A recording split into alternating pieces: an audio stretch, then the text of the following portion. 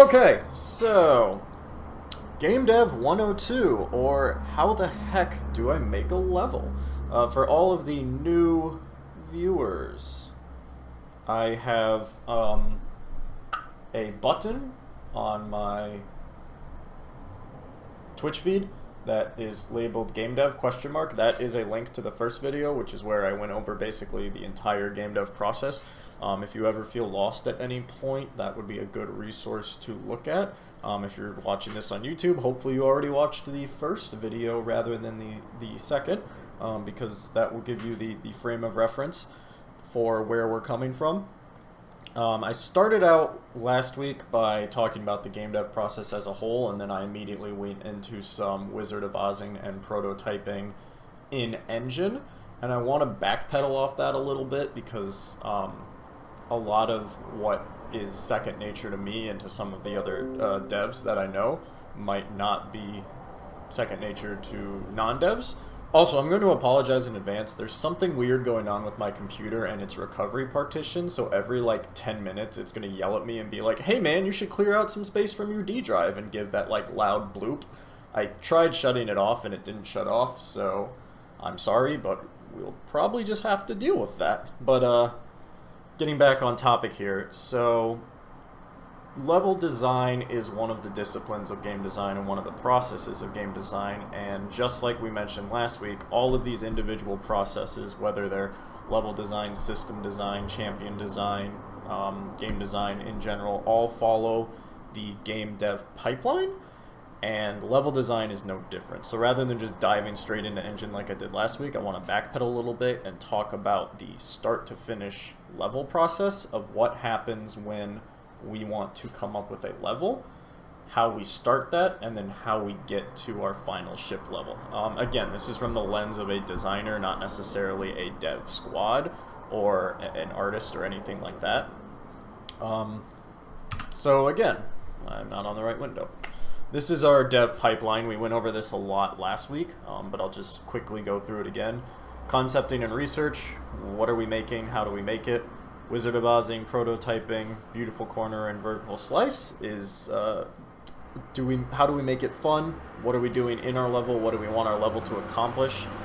Development is we actually make the level. Alpha beta is the level gets tested.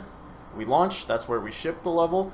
And then the post-launch support, that's where we go in and work on the level post-launch, which, to be honest with you, to a degree doesn't really exist in commercial projects, and I will get to that in a little bit. So when you're concepting and researching a level, the questions you want to ask yourself is, in universe, where do I want my level to take place? So is it a dungeon? Is it a warehouse? Is it a street corner? Is it, if I'm making Grand Theft Auto, is my level going to be out in the desert? Is it going to be in Los Santos? Is it going to be an internal level? Is it going to be an external level?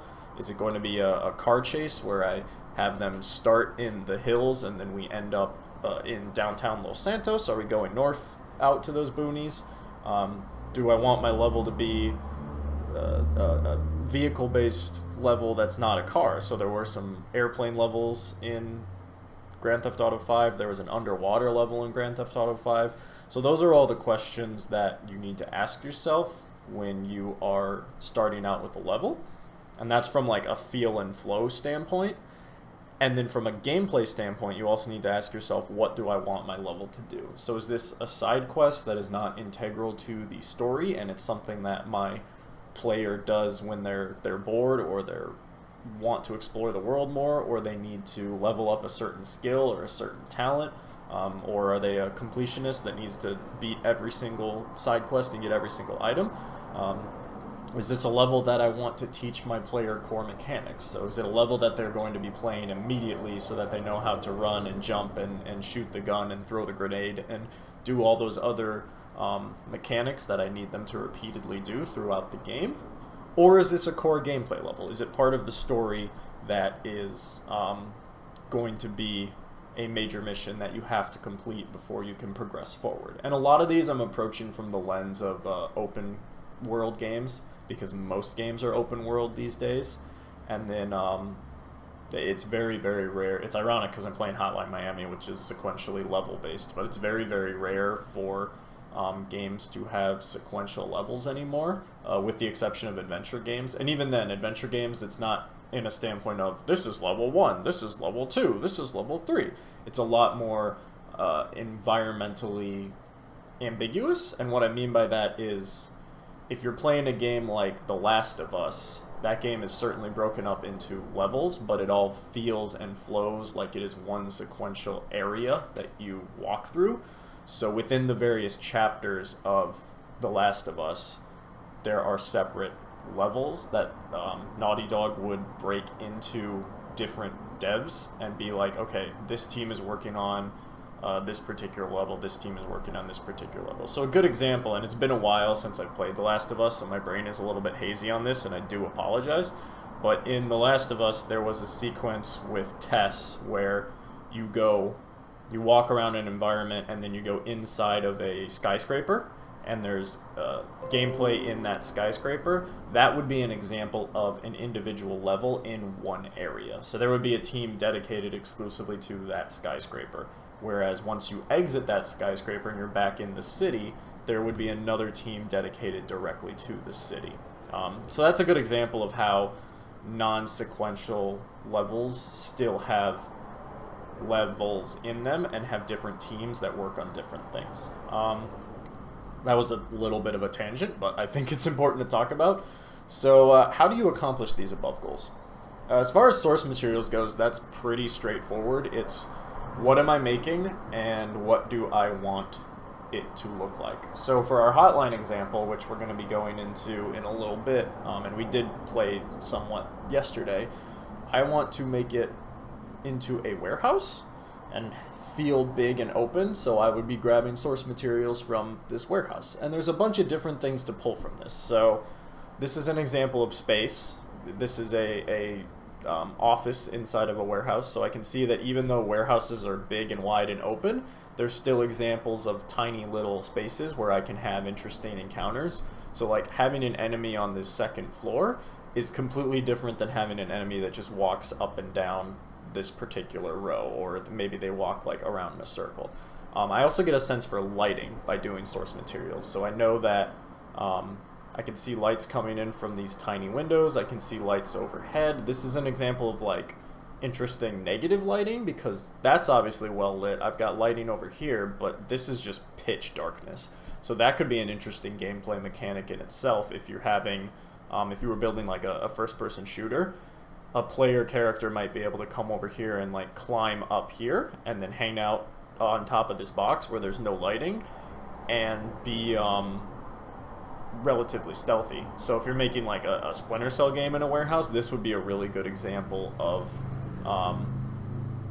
something that you could do to push and make it interesting. You also get a sense for just like color and ways to make your levels stand out. So like obviously this is all yellow and this is all bright and stuff, so that might be something to explore with in color as well. Mirror's Edge is another great example of using color in level design because all of the levels in this game do a really, really good job of lighting what's important and then not lighting what's not important. So like these cranes are red, this wall is blue, everything else is white. Here's another example of just interesting color in space. So you know this is all green and bright and shit. This is all blue and bright and shit. This is all orange and bright and shit. Here's another good example of like flow through the level. So in game, anything that you can run on is red. So the cranes are red, the pipes are red, this tarp which I land on to protect myself is red. Here's another good example.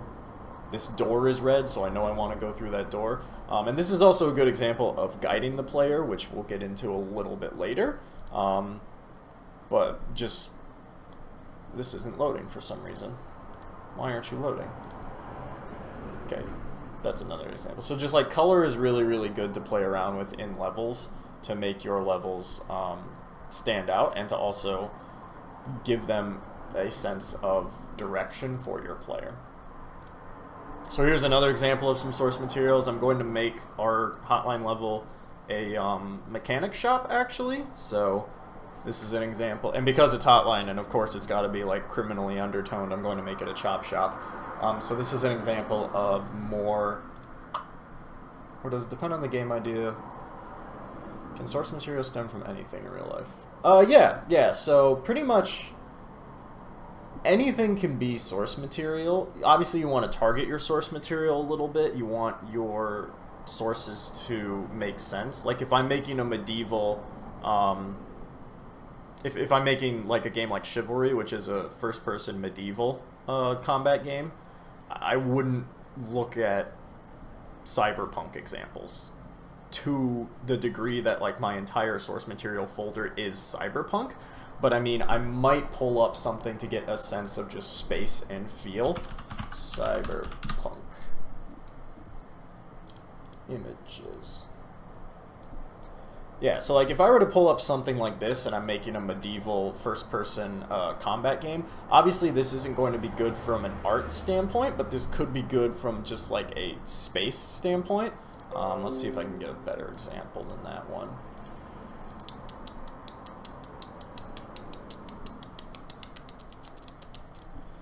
This is a pretty good example. So if I was making like a medieval first-person combat game, this is obviously a cyberpunk Times Square or cyberpunk intersection.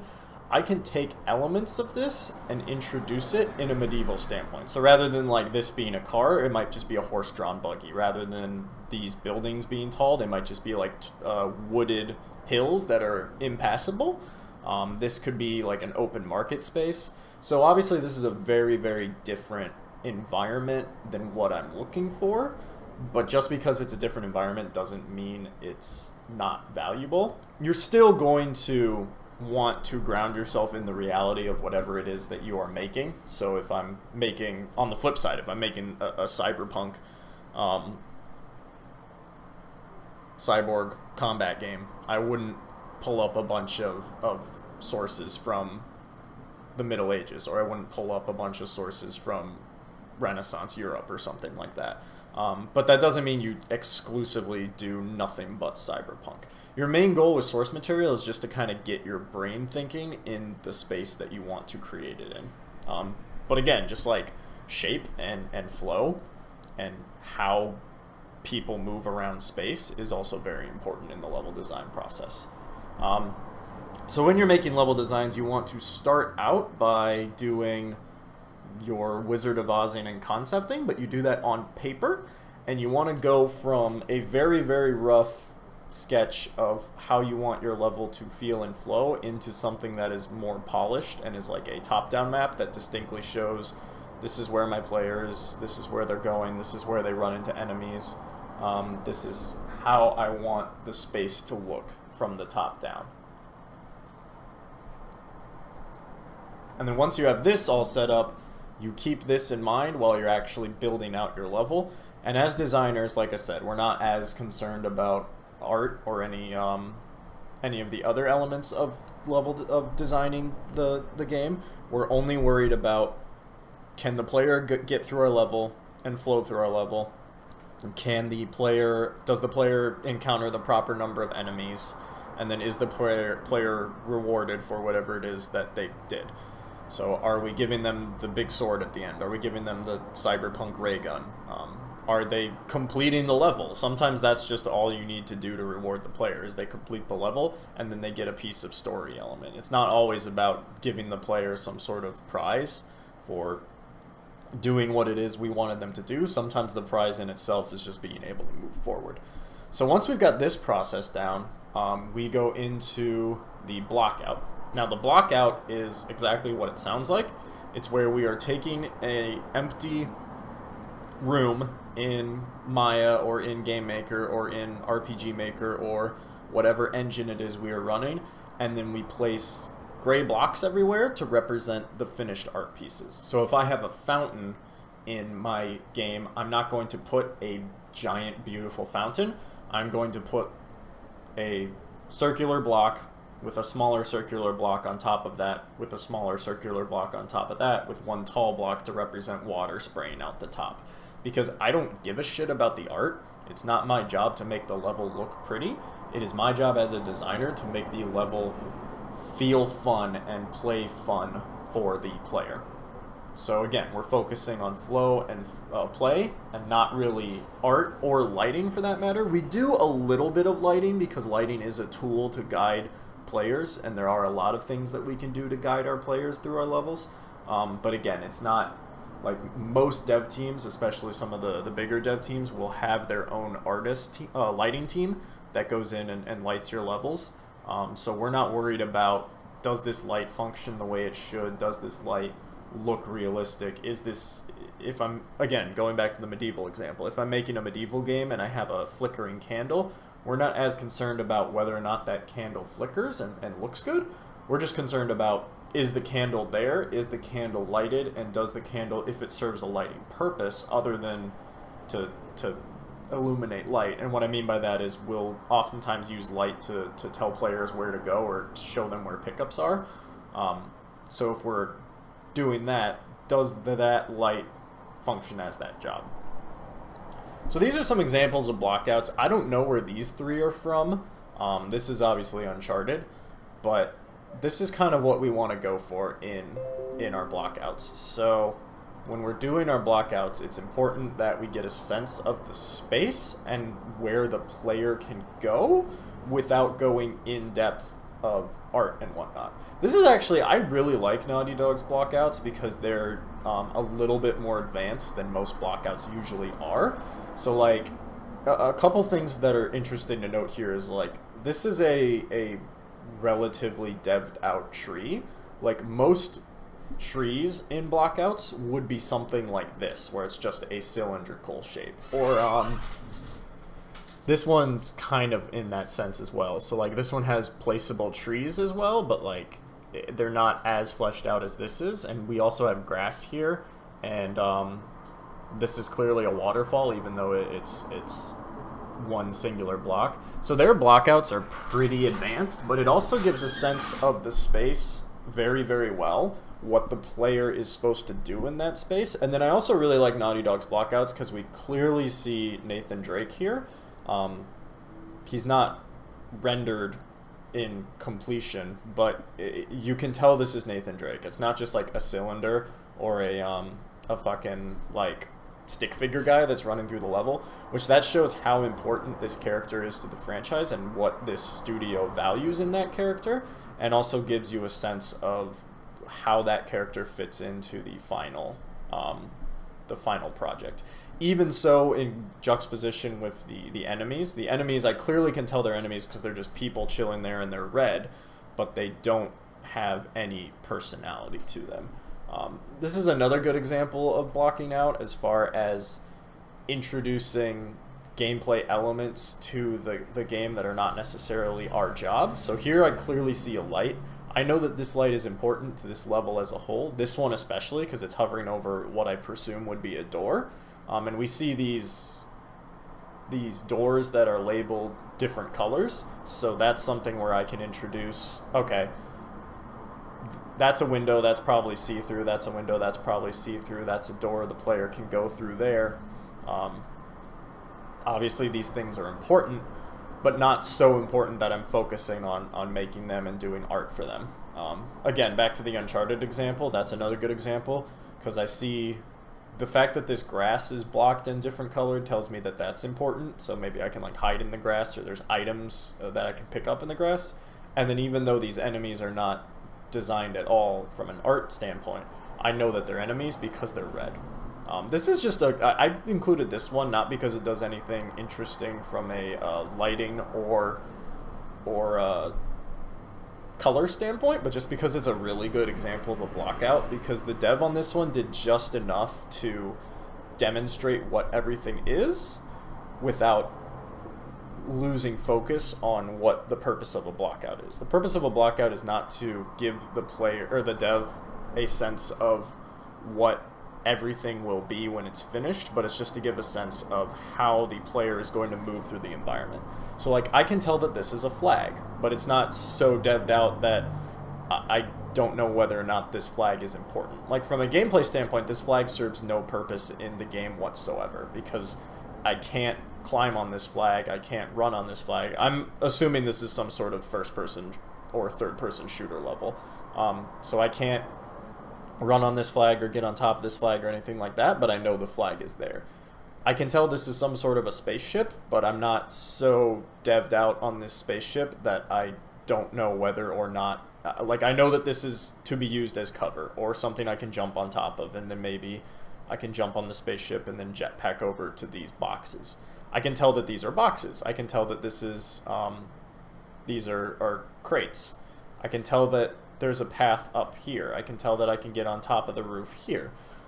So it's just a really good example of how to block out and still give your blockouts a little bit of personality. Like, this blockout distinctly has more personality than this blockout.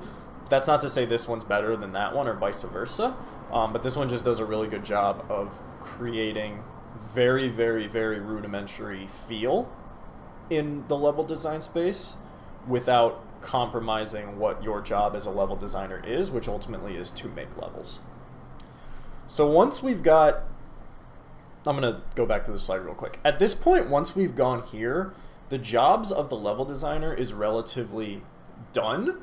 The only thing you would do after this is, once you have made your blockout, is you would just repeatedly fine-tune your blockout until it is final quality from a design perspective.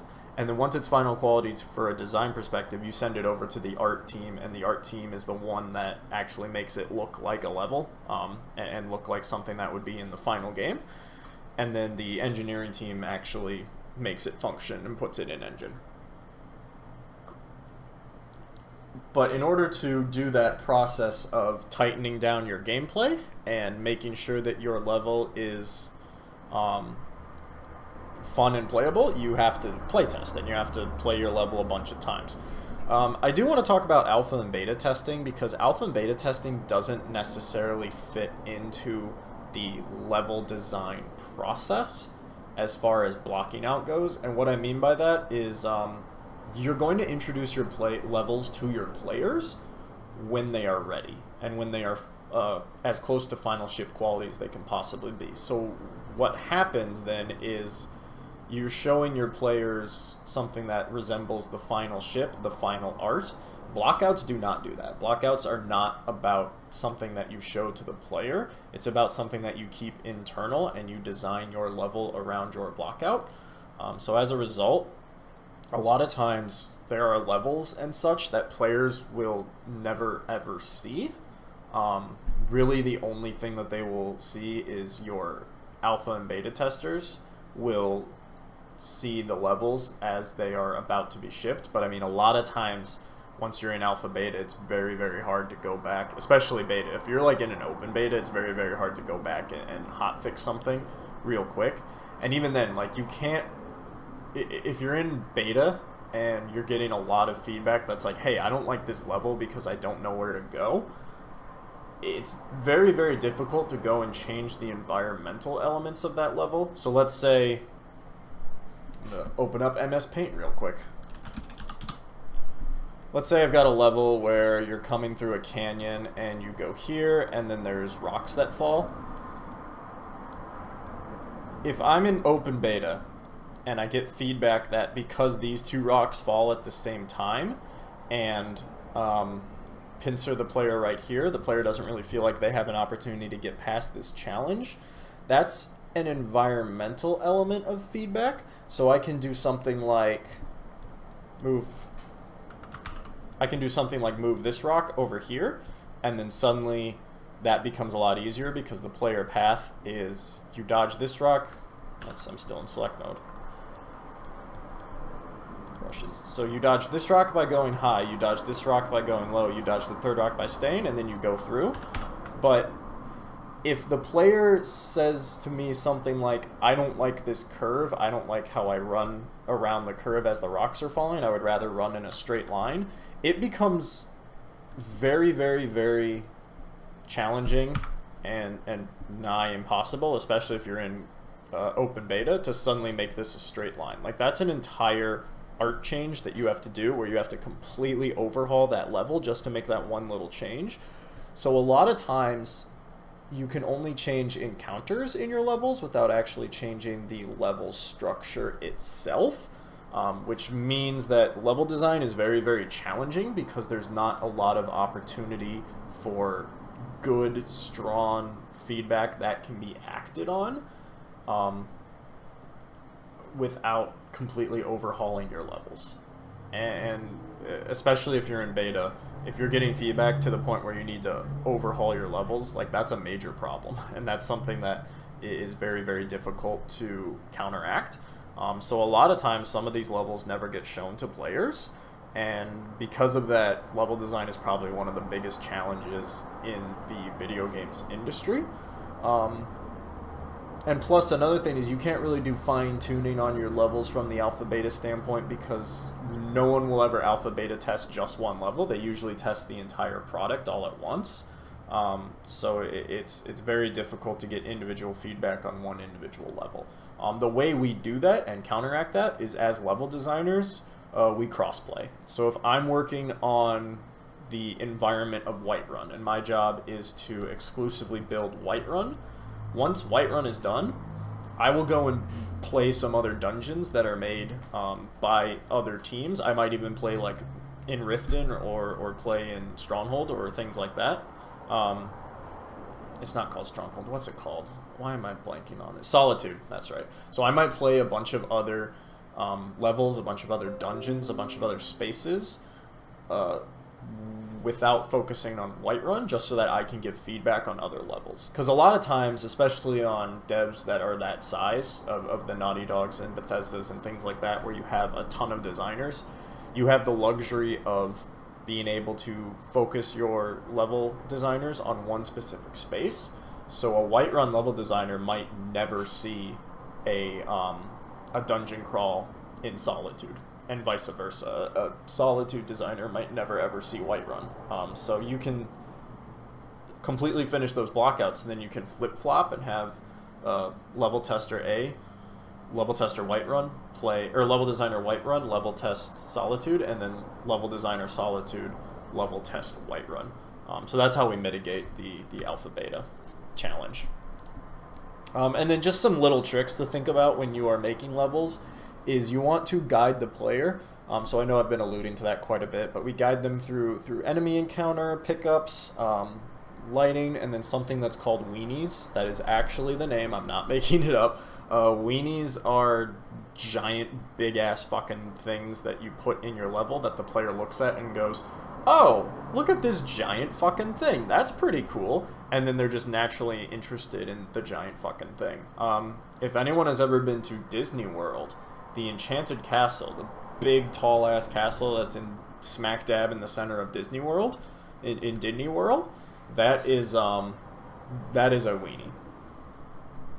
So that's how we guide our players, and then we also want our players to learn things. So I brought up the Super Mario Brothers example last week, which I'll then retouch on this week. In Super Mario Brothers World 1-1, the first box you break that's sitting all by itself gives you a coin, which teaches the player, hey, if I break boxes, I get cool things. The next box you break is a mushroom, and the mushroom will go from the right to the left, fall down, hit a pipe, and then bounce back into the player. And then the player just kind of naturally has to eat the mushroom, and then they get super big, and that teaches the player, hey, I get super big when I eat mushrooms. That's pretty cool. And then you can also do that on a macro or a micro scale. So if you want to teach your player core mechanics, that's obviously a macro education opportunity, where I'm giving the player what they need to learn how to play my game and repeatedly complete those feedback tasks. Whereas you can also do it on a micro scale. So if I want the player to learn something individually in the level, I can teach them from that standpoint. Bastion is a really, really good example of that, and I fundamentally believe Bastion is the best game ever made, and I'll tell people that all fucking day. But in Bastion, the way Bastion works is every level you get a new weapon, and then the level design revolves around using that weapon and how to perform the tasks of using that weapon repeatedly, and they will give you environments and enemies that force you to use that weapon and forces you to kill the enemies with that weapon so that you understand how that weapon works. So like, for example, in Bastion there's a flamethrower, and in the flamethrower level they give you a bunch of enemies that hide in tall grass, and the only ways to kill those tall grass enemies is to either let them jump out and hit you and take damage and then whack them with a sword or a gun or something, or you have this flamethrower and you just fucking burn all the grass and then they all die. So that's a good example of teaching the player, hey, flamethrowers burn grass. If things hide in grass, you can kill them. So here's a couple examples of those things that I was talking about as far as guiding the player goes. So this is a weenie. This is from Journey. Journey is a game about seeing a big fucking mountain and then going to the mountain. So as soon as the player plays Journey, they start by running up a sand dune, and then they come across this sand dune like here, and they see this big fucking mountain. And that's clearly a weenie, and it's very, very obvious that, hey, go to the mountain. Journey also does a little bit of lighting. We can see that there's a light spire coming out the top of the mountain, so we know that the mountain is important from a lighting standpoint. This is from Star Wars Bounty Hunter, and I actually have two examples from this level. This is a level called, I think it was called Towers in Coruscant. I definitely know it was in Coruscant. I forget the exact name. It might have been High Rise. I don't know. But point being is that it actually is a really, really good example of level design, because I see a pickup here. I'm naturally inclined to go towards that pickup, but I also see this is a door, and there's light shining out from underneath the door, and it's very painfully obvious that that light is there. This is the door to get into the next part of the level, so by giving this lighting here, I'm telling the player, hey, follow this light, go through this door, see what happens. They go through the door, they get to progress further in the level. This is another example of teaching back into that same Star Wars level. So it's Star Wars Bounty Hunter. The way it works is you play as Jango Fett. You can scan people and kill them and then take their bounties. So this section up here is unreachable. I have a jetpack, obviously. This section here is unreachable by my jetpack. I can reach this section with my jetpack, but I can also reach this guy down here. And in-game, if you scan this guy, he actually has a bounty on him, so you're inclined to go down there and kill him to collect your bounty. And this is a big slide, basically, and this is at the way beginning of the level. So what the devs here are teaching the player is, hey, you can slide down these things, and they'll give you momentum, which will help you carry across gaps. Another good example of teaching the player is, this is Super Meat Boy, which Super Meat Boy is a very, very well-designed game. If anybody has ever watched Indie Game the Movie, Edmund McMillan, who was the designer on Super Meat Boy, does a very, very good job of talking about his level design process and what he tries to accomplish. Bastion is absolutely incredible. Bastion's amazing, Journey is amazing.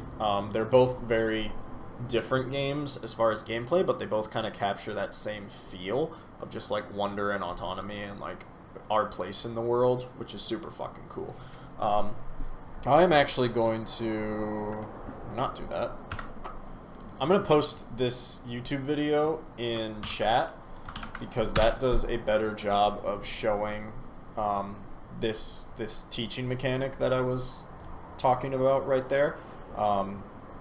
And that's actually linked at the time, so if you start that video, it'll be like a 10-second run of what is worth watching as far as here. And I guess we're on stream. Fuck it. We can just watch it on stream. Yeah, so here's the part where the player can run down there, they slide down, and then they jump across, and they jetpack over there and kill that guy and collect his bounty. But this guy didn't actually scan him for the bounty. But that's an example of how you can teach the player by guiding them. So this guy right here, had the player scanned him, would have seen the bounty, and would have thought to themselves, oh, let's go get that bounty. I'm a bounty hunter. That's what I do. So that's a good example of guiding the player. Yeah, Super Meat Boy is really good, and Isaac is also really good. They're good in very, very different ways. I mean, Isaac is, I think I touched on Isaac last week, but Isaac is a great example of just sequentially creating content in like tiny little bursts and just giving it to the player in burst content in order to just create play and create fun. But this is a good example of level design because the player can jump across this razor and land there, and then jump over here and land on this wall. And Meat Boy has a mechanic where you can jump up walls. So they can do that, but there's also, it's tough to see down here. It's a little bit easier to see down here. These razor blades are mobile, so they'll move from side to side. So it would be challenging for the player to jump in here, jump over, jump, jump in here, jump over, jump up, and then progress through the level. But Meat Boy has a mechanic where if you are sprinting and you jump, Meat Boy has a mechanic where if you are sprinting and you jump, you'll cover more distance. So what this does is this teaches the player that if I sprint and jump, I can avoid all this bullshit. I can get over to the wall. I can hop up the wall, and then I can land here, sprint and jump, and hop up the wall again. And this is also, from a completionist standpoint, it is actually impossible to get the highest speed reward for completing this level if you jump, land, jump, jump, jump, jump, land, jump, jump, jump. So you actually have to do the long sprint jump in order to get the highest rating on that level. You know, ambulances and police cars, they're just hype machines. That's my way of thinking about it. Anytime I hear a police car and ambulance go by, I just assume that they're distributing hype. So this is the example from Super Mario that we brought up last week and I brought up a little bit earlier. So player would start here, player would run here, player would break this block, player would get a coin. Player would then break this block and would get a mushroom. The player has to actually collect the mushroom. So this mushroom pops out and then starts to the right, would fall down here, would bounce off the pipe, and then would come back into the player. So here's that with final art. There's our player, jumps there, breaks that, jumps here, mushroom comes out, mushroom pops, mushroom lands, mushroom comes back to the player. So that's a good example of teaching the player through level design. I'm going to pull up Hotline and see where we are at real quick, just so that anyone that missed last week, why am I in store? I don't want to be in store, knows where we are at.